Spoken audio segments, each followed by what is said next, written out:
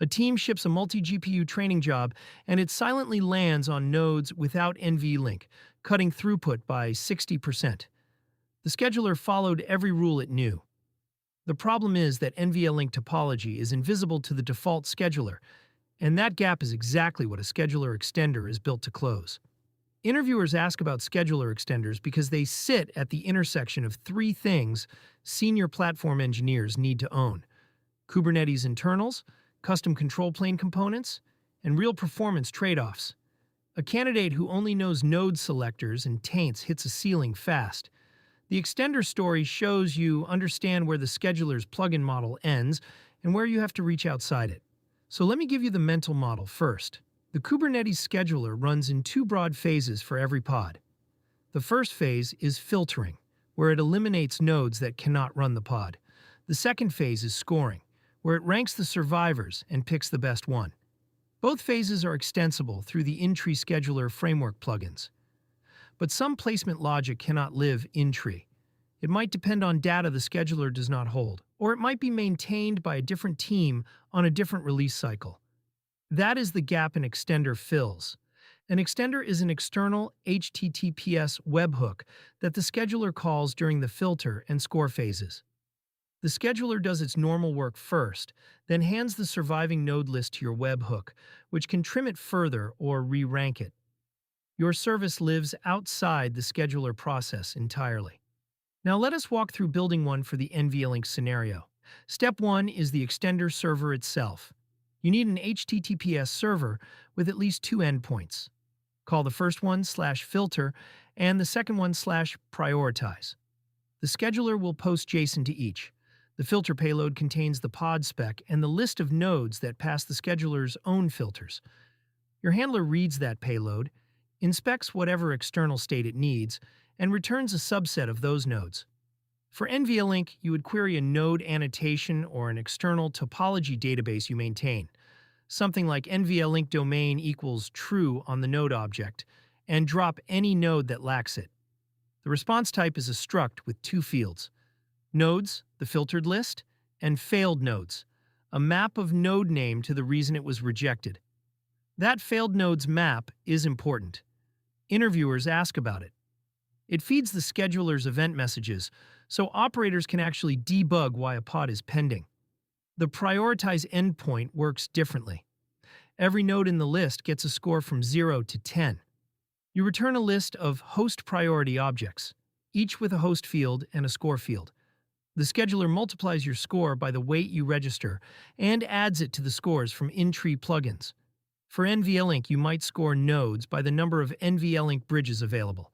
So a node with 4 bridges beats one with 2 when both pass the filter. Step 2 is registration. You tell the scheduler about your extender through a kubescheduler configuration file. This replaced the old policy config map approach in Kubernetes 1.23 and later, so know both for interviews because you will encounter clusters running older versions. In the configuration file, you add an extenders array under the profile. Each entry has a URL prefix field pointing to your service, a filter verb set to filter, a prioritize verb set to prioritize, a wait for the scoring phase, and a node cache capable flag. That last flag matters. If you set node cache capable to true, the scheduler sends full node objects in the payload. If it is false, it sends only node names, and you have to fetch node details yourself via the API server. For a topology use case, you almost always want node cache capable true to avoid that extra round trip. You also have an ignorable field. If ignorable is true and your extender returns an error or times out, the scheduler proceeds without your input. If it is false, the pod stays pending. For NVLink placement, you want ignorable false, because letting a pod land on the wrong node is worse than a pending pod. That is a judgment call interviewers will probe. You mount the configuration file into the scheduler pod and pass it via the --config flag on the kubescheduler process. On a managed cluster like EKS or GKE, you cannot do this directly, and that is a critical caveat.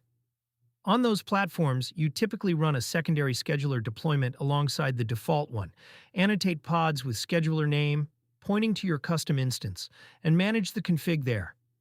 Step 3 is the latency problem, and this is where most candidates stumble. The extender is on the critical path for every pod that matches your extender's configuration. If your service has a P99 latency of 400 milliseconds, every affected pod waits at least that long to be scheduled. At scale, with hundreds of pods being scheduled, that adds up. Interviewers love to ask, how do you keep extender latency low? The answer has a few parts. First, co-locate the extender service in the same cluster, ideally on the control plane nodes, to minimize network hops. Second, keep your handler stateless and backed by a local cache of node topology data that you refresh asynchronously, not on every request. Third, set an aggressive timeout in the extender registration, something like 5 seconds, so a hung extender does not block the scheduler indefinitely. Fourth, use the Manage Resources field in the extender config to declare which extended resources your extender cares about. When you set that field, the scheduler only calls your extender for pods that actually request those resources. Every GPU pod requests the NVIDIA.com GPU extended resource, so this naturally scopes your extender to only the traffic it needs to handle. Fourth, and this is the architectural trade-off, consider whether an extender is the right tool at all. The in-tree scheduler framework introduced in Kubernetes 1.19 lets you compile custom plugins directly into a scheduler binary. That eliminates the HTTP overhead entirely. The downside is that you have to maintain a forked or extended scheduler binary and track upstream Kubernetes releases. For a platform team that moves fast and wants independent deployability, the extender webhook is worth the latency cost. For a team that can afford tighter coupling to the Kubernetes release cycle, an in-tree plugin is cleaner. Knowing when to pick each approach is what separates a senior answer from a mid-level one. Now, let me cover the wrong answers interviewers hear most often. The first wrong answer is using node affinity or a node selector with an NVLink label and calling it done.